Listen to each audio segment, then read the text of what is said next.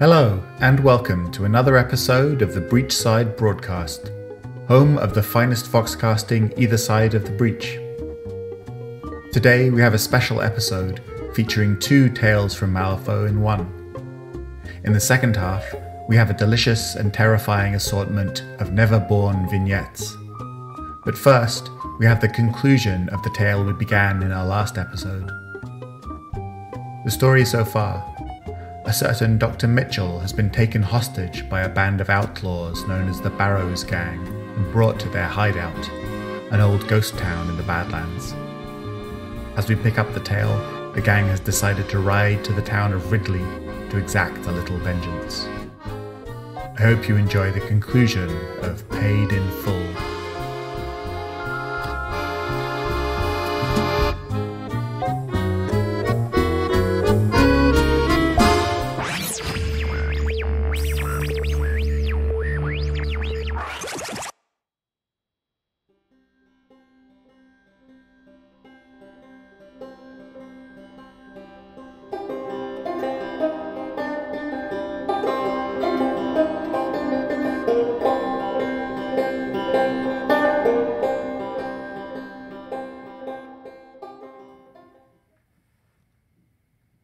After a few days, the Barrows gang set out for Ridley. Parker said he knew a fence there that would be interested in purchasing a few of the stolen soulstones.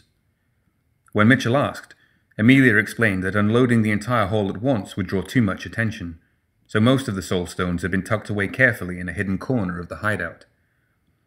The days spent riding were long and monotonous.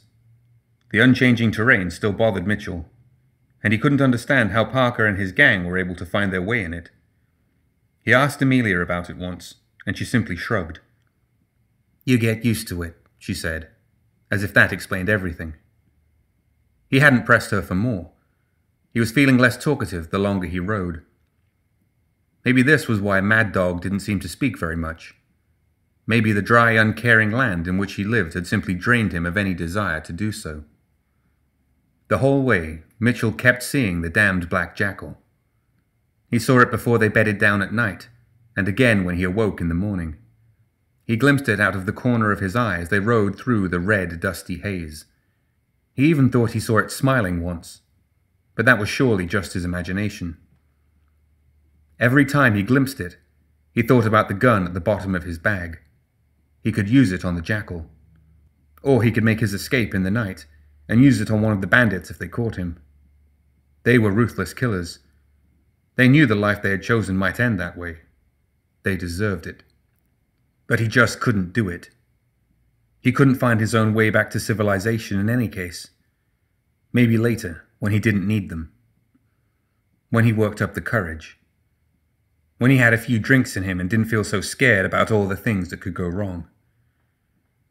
They made it to Ridley after what seemed like an eternity, even though Mitchell knew it had only been a few days. He was glad to be in the familiar city after the great dead nothing of the northern hills. He felt at home among the streets and the people there, even though he winced as they passed the boarded-up shop that had once been his practice. Mitchell spoke up as they paused to let a carriage pass them in the street. "Well, Mr. Barrows, I must say it's been fun, but as it seems you no longer need me—" "Not so fast, Doc," Parker said, holding up a hand. "We can't have you running off to the authorities while we're in town. We'll let you go when it's safe for us, and not a moment before then." The doctor slumped. "Well, it was worth a try," he muttered. He figured he could make his break for it now, but there were too many people around, and he didn't think that Parker would think twice about shooting through a crowd of innocent people to kill him. Maybe later, if they had to get a room for the night. They met with Parker's fence in a small, poorly lit bar. The man wore spectacles high on his nose, and puffy white hair framed his face. His clothes looked too nice for the part of town they were in. "Mr. Barrows, good afternoon," the man said as the bandit sat down at his table. "I'm told you have something of interest for me." Parker nodded. You were told correctly, Mr. Worthington. He passed a small sack across the table. Mr. Worthington peered into the sack briefly before closing it and glanced nervously about him. Then he slid a leather satchel across the table. The agreed-upon price. You'll find that it's all there. That's not quite what I had in mind, Parker replied. There was a click as he cocked the pistol he'd drawn beneath the table. That was a mighty fine tip you gave me about the Guild Soulstone shipment. Even gave me the idea to use poisonous gas to knock them out, didn't you? Somehow, though, I can't help but feeling like they knew I was coming. Worthington tried to act offended. What? That's ridiculous. Don't waste my time, Parker sneered. We both know it was you. Now we're going to take a little walk back to your home and see if we can't find enough cash to properly honor the woman who died because of your lies. Do you know who I am? Worthington huffed. Do you know who I represent? You were useful to us for a time, but disrupting the guild only goes so far. You've become a liability, Parker. I don't give a damn who you are, Parker hissed. Then perhaps, Worthington replied, you should at least pay more attention to where you are. The bandits glanced around and noticed all eyes on them. The other patrons were drawing concealed weapons from beneath tables, and others had eyes or hands that were beginning to glow with the telltale signs of forbidden magic. Parker gritted his teeth and slowly holstered his weapon. Fine, he growled, motioning to the other bandits. Moving carefully, they backed out of the bar, their eyes scanning the occupants as they did. Mitchell could feel a tenseness to the air, as if all it would take was a single word for all hell to break loose. Parker was the last to leave, and he stopped at the door. Worthington? The man regarded him with a scowl. Our business is done, Mr. Barrows. Parker whipped out one of his pistols in a blur of motion, and it thundered as Worthington's head snapped back, spraying fragments of skull behind him. Now it is, Parker hissed. A fireball chased Parker from the bar, where the other bandits were scrambling onto the horses Mad Dog had waiting for him. Mitchell was surprised to see the man. Somehow, Mad Dog, or Parker, he reflected, had known exactly how the meeting was going to go down. Together, the Barrows gang made a mad dash out of Ridley, kicking up clouds of dust and firing wildly over their shoulders at the angry arcanists who were pouring out of the bar behind them.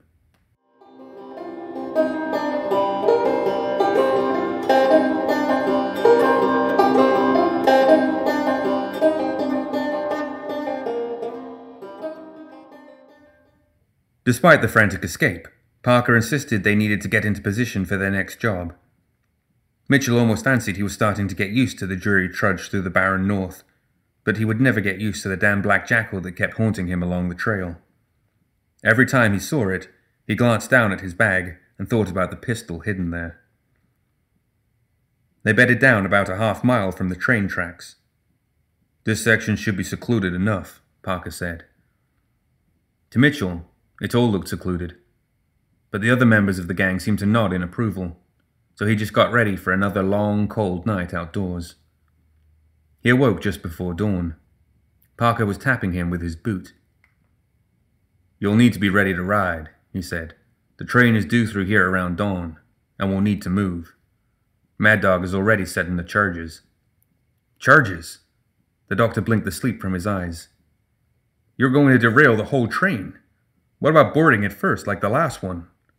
Parker shook his head. No time. Besides, with as many soul stones as we pulled out of the last one, and the people we robbed, the guild's going to be making a big show of packing the trains full of as many guardsmen as they can fit in there. Before long, they were all hidden behind a small hill, watching the train approach from atop their horses.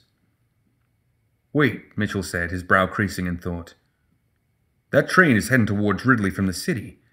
It can't be carrying soulstones from the mines. Nope, Parker replied. Even better. The express car is carrying this month's union payroll. We won't need to bother fencing any soulstones. We can just walk off with as much guild scrip as we can carry. Amelia leaned over in her saddle and held up her hand, mimicking a stage whisper. The union's lousy with arcanists, so hitting them in their wallets will really get a bee in their bonnet. The union is working with the arcanists? Mitchell's tone made it clear this was the first he'd heard of such a thing. Sure. Parker thought about it for a moment, then shrugged. Probably. When the train was almost on the charges, Mad Dog thrust downward on the plunger, sending a plume of dust up in front of the speeding locomotive. A shriek of wrenching metal split the air as the engineer applied the brakes as quickly as possible, but it was of no use. The train's momentum hurled it into the break in the tracks, and the massive machine flipped onto its side, skidding along the ground and kicking up a horrendous cloud of red dust as the cars detached and plowed into each other. The entire event took only a few seconds, but to Mitchell, it seemed like an eternity. Before the derailed cars had completely ground to a halt, the bandits were riding over the hill, giving wild yells and shooting randomly into the storm of dust and debris. The Doc could hardly see a thing through the dust cloud, which was likely part of the plan. It would be impossible for any guards on the train to get a bead on the attacking bandits, assuming they could even collect themselves after the crash. Amelia held the tether of Mitchell's horse and kept him close at hand, ensuring he couldn't make his escape in the chaos. It didn't take them long to find the express car and blow the safe. The gang quickly set their minds to stuffing as much scrip as they could in their saddlebags, and Mitchell wasn't excluded from the frantic loot gathering. As he shoved more scrip than he'd ever seen in his life into his bag, light glinted off metal and caught his eye. It was a torn bag of metal pins that had been polished to a shine. Etched onto the face of each pin was the phrase, "Union and Proud." Mitchell wasn't sure why the bag was near the express car, but for all he knew, it had been thrown from one of the other cars in the crash. Looking around to make sure he wasn't spotted, he grabbed a handful of the pins and stuffed them into his coat pocket. "All right, that's all we can carry," Parker shouted. "Time to go." He fired one of his six-shooters into the air twice, signaling their retreat, and the bandits were galloping back toward their hideout before the dust from the wreck had started to fully settle. It was the same monotonous ride back to the hideout. The only break in the routine was when Mitchell would drop one of the shiny metal pins behind him when he was sure none of the other bandits were watching him. And every time he did so, he could swear he caught a glimpse of the black jackal in the corner of his eye.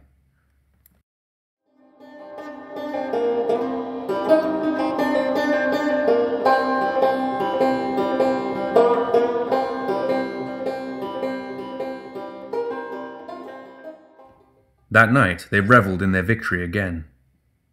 The next day, Mitchell emerged slowly from sleep. Days of hard riding had left him rigid, and the dust in his lungs left him gasping for breath even now. When Amelia started shouting, he finally bounded down the stairs. He was the last of the gang to make it to the first floor. Everyone was already armed. "What's going on?" he asked, panting. "Riders just came over the ridge," Amelia replied. "They're already in the town, spread out. They probably have us surrounded." "Who?"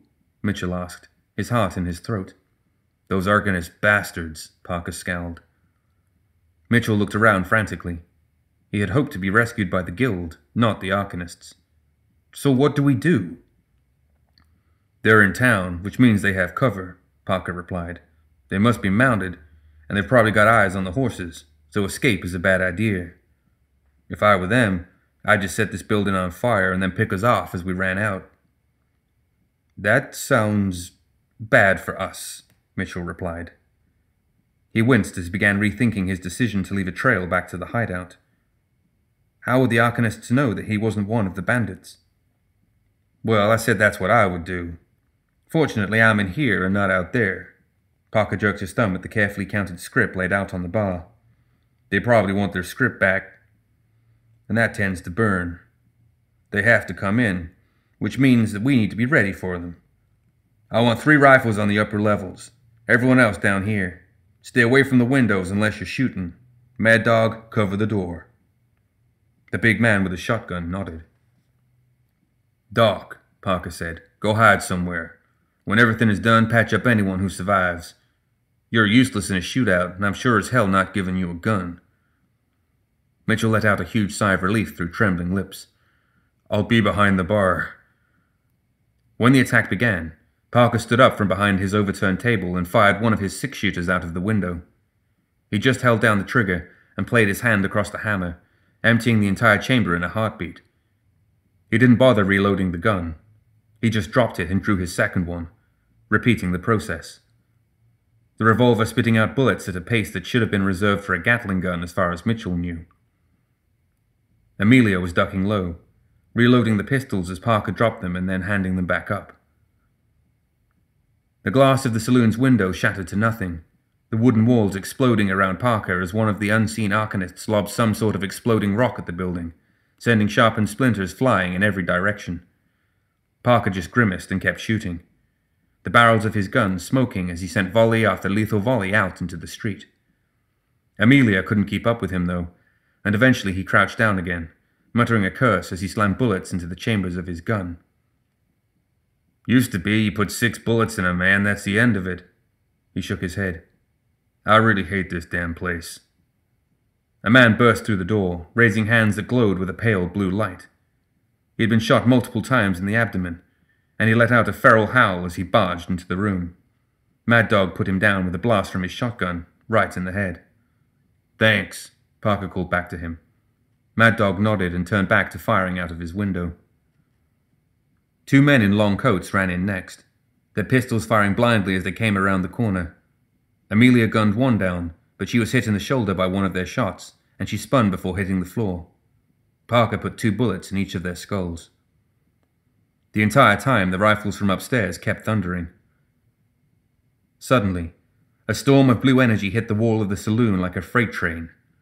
Wood ripped from the wall, furniture went flying, the bandits were blown to the ground, and when it was over, there was a massive hole in the side of the building. Part of the ceiling gave out, and 2 of the rifle-wielding bandits from the top floor plummeted to the ground. A hulking mage stepped through, energy rippling up and down his arms. He raised a hand and incinerated one of the fallen bandits, filling the room with the stink of roasting meat. Parker was the first to react, rolling out of the way of the second blast and grabbing his pistols. One of the bandits charged the mage, wielding his rifle like a club, and landed a solid blow to his throat. The mage barely flinched. He grabbed the bandit's wrists, and Mitchell could hear his flesh sizzle as a scream was ripped from his lungs. Parker aimed his pistols and let out another volley of fire, shooting through his fellow bandit and into the mage, ripping holes in both their bodies before the 2 collapsed in a tangled heap. Sorry, friend, Parker whispered. Silence fell on the saloon, and Mitchell peeked out from behind the bar. Amelia was bleeding and unconscious, and Mad Dog was on the floor gripping his stomach where one of the mage's blasts had seared his flesh. The only person still fully aware was Parker, bleeding and panting. Mitchell waited 1 minute, then 2. Finally, when he was sure that the fighting was done, he crawled out from behind the bar, his medical bag clutched in trembling hands. Mad Dog was still breathing. Amelia was finally starting to groan and get up. Parker stared up at the dog, those cold blue eyes studying him as he pulled a cigarette out from a pocket and placed it between his lips. A bloody box of matches followed, and he fumbled weakly with them in an attempt to get one out. Mitchell could see that Parker was wounded. Blood was pouring down his shoulder, and it looked as if the adrenaline was starting to give way to pain and exhaustion. The doctor reached into his bag and gripped the flintlock at the bottom in a shaking hand. When we first met, Parker mused, his head leaning back against the upturned table behind him, I could tell you were looking for your place, trying to figure out what kind of person you were. He winced as he finally got a match free from the box and struck it, lighting it in a flare of flame. Right now you're probably wondering about me. Wondering if I even have the strength to light this damn cigarette. Mitchell's palm was sweating as he clutched the hidden gun so tightly that his knuckles had surely turned white. Outside, he heard the mocking, laughing howl of a jackal. Parker stared at him with those cold blue eyes as he slowly, deliberately raised the match to his cigarette, turning the end of it into a glowing cherry. The doctor's shoulders slumped, and he drew his hand from the bag, revealing the steel tongs he used to remove bullets. Parker relaxed, his eyes closing as he took a long pull from his cigarette. Good choice, Doc. He exhaled a cloud of swirling, acrid smoke. Good choice. Mitchell never saw the jackal again.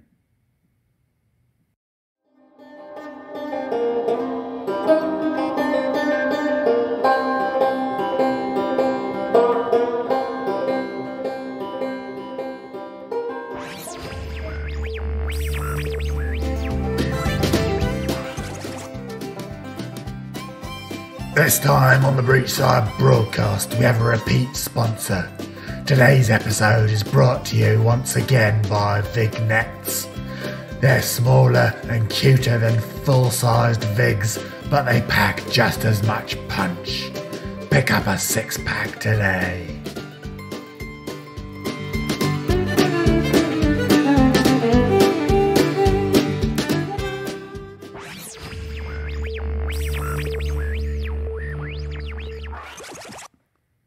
Neverborn Vignettes.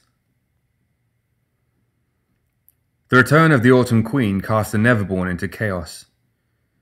She was another wedge shoved between their already disparate ranks, dividing them when unity was needed the most. Or at least that was Lilith's opinion. From the moment she had laid eyes on Titania, she knew that the woman was a dire threat to their cause, and her conversation with the Queen had only solidified that belief in her mind. However, Lilith could not afford to move against her just yet. Zoraida had become indisposed in the wake of the governor's death, too caught up in her own visions and plots to be of any great use. Once the two of them had considered using the Governor-General to seal off the ether tear created by the fall of the Red Cage, as they had done with Dor so long ago. Looking back at how much power the man had managed to accumulate before his end, she wondered if they had made a mistake in discarding the idea so quickly. Shaking the thought from her head, she turned her attention back to the small frontier town. The Terratots at her heels fidgeted in anticipation for the coming meal, and Lilith allowed herself a pang of regret. They were still too young to undergo the change, but she needed capable fighters, and she needed them now. With a gesture from her hand, heavy clouds rolled over the moon, plunging the frontier town into darkness. She glanced down at her children and nodded, sending them scurrying toward the nearest house with surprising speed. The screaming started a few minutes later, but rather than take joy in the slaughter of humans, it only saddened her. She was sacrificing the future of the young ones for the present, but what other choice did she have? Pandora stood in the court of the Autumn Queen, feigning respect for Titania, while quietly prodding at Lilith's psyche, needling her toward rash behavior with subtle whispers of power lost and reminders of her sister's ambition. The box watched the Queen, weighing its options as its puppet kept her distracted with insipid banter. That night, Pandora met with a handsome guild lawyer and convinced him to claw out his own throat. The box drank in the dying man's last moments, wallowing in his terror and confusion as the last of his life bled out on the cold cobblestones. The box strode confidently into the frontier town. Pandora clutched tightly in its... Pandora raised a hand to her forehead, pausing at the edge of the town as she tried to gather her thoughts. She reminded herself that she was not the box, and then wondered why she would ever have to do such a thing. Holding the box up in front of her, she frowned, regarding it for what felt like the first time. Where had she even found it? She couldn't remember ever not having the box, and yet... The thought disappeared, plucked from her mind like a ripe fruit.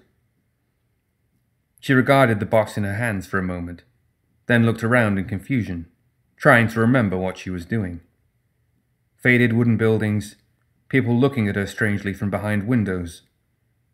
Pandora shrugged her shoulders.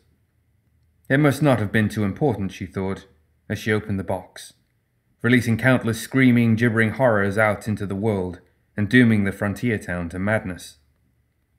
The box smiled with her mouth.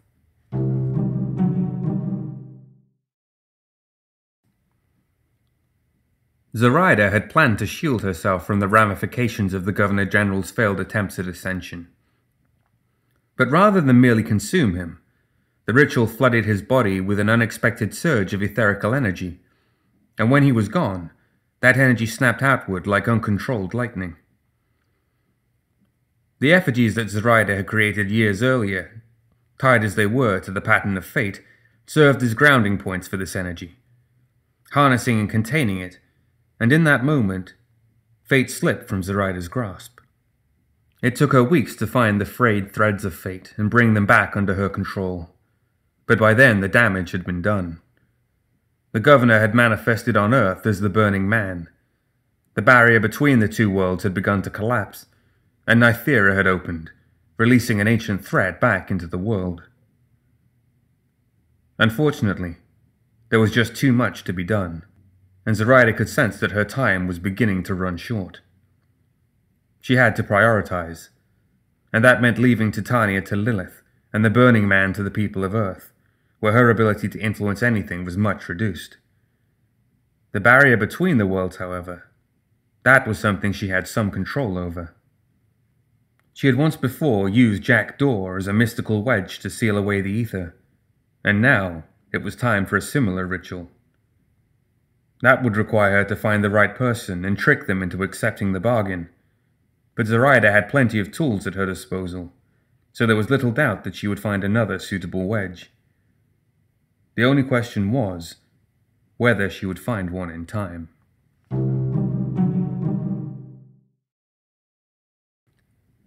The dreamer, awake and terrified, hid in his closet as London burned around him. The streets had flooded days ago, trapping his family in their mansion.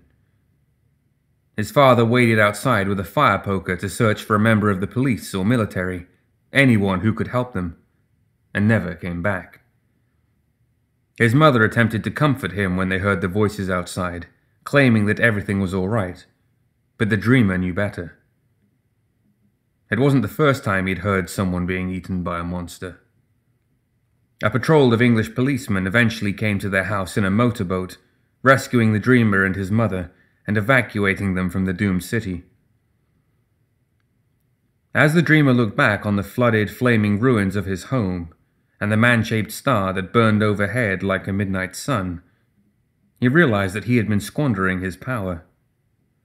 All the games he played with Lord Chompybits, all the inconsequential races and games of tag, he had been living in the past, trying to hold onto a childhood that seemed more and more distant with each passing year, when he should have been thinking bigger. When the dreamer fell asleep in the refugee camp that night, the version of him that appeared in Malifaux was older, appearing more like his 12-year-old waking self than the younger form he'd clung to for so many years. Neither was he dressed in his sleeping gown. Instead, he looked the part of a mischievous street scamp with a cricket bat cocked over one shoulder. When Lord Chompybits questioned his new appearance, the dreamer informed the tyrant that they were done playing kid games. Now they were going to have some real fun.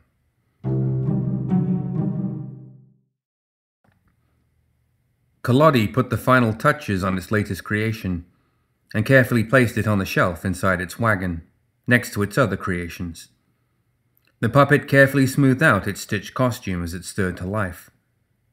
After a moment, it slowly raised its tiny wooden hands up to its painted face, as if seeing them for the first time. Once, long ago, Collodi had rejoiced in each new puppet it added to its collection, hoping that a warm welcome might make the puppets feel appreciated in the way that Collodi had not been. But years of travel and conflict had worn down the puppet master's spirit. As it watched the new puppet pantomime weeping into its hands, Collodi realized that it simply didn't care whether or not the new puppet felt comfortable in its collection. In fact, Collodi didn't feel anything. It just felt lonely.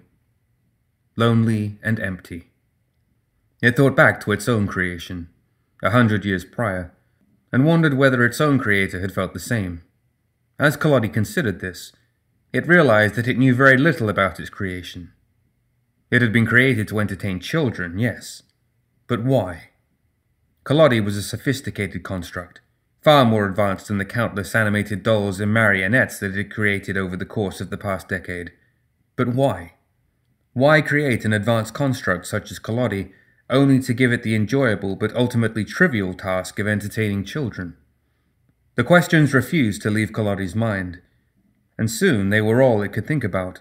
Its creator was surely dead.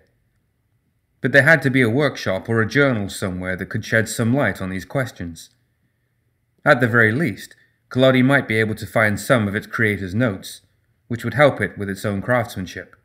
It was a distant hope, but for Collodi, who'd gone on for so long without any hope at all, it was still enough to bring a long-absent smile to its wooden face.